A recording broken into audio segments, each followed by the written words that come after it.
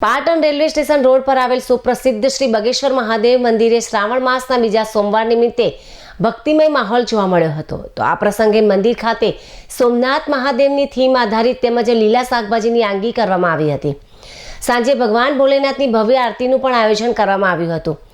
આરતીના યજમાન ભાજપના આગેવાન મનોજભાઈ પટેલ અને સંજયભાઈ પટેલના પરિવાર સહિત ભક્તજનોની ઉપસ્થિતિ રહી હતી અને શ્રદ્ધાપૂર્વક ભગવાન મહાદેવની આરતી ઉતારીને ધન્યતા અનુભવી હતી। ભવ્ય આરતીમાં પાટણ શહેરના મોટી સંખ્યામાં શહેરીજનો જોડાયા હતા।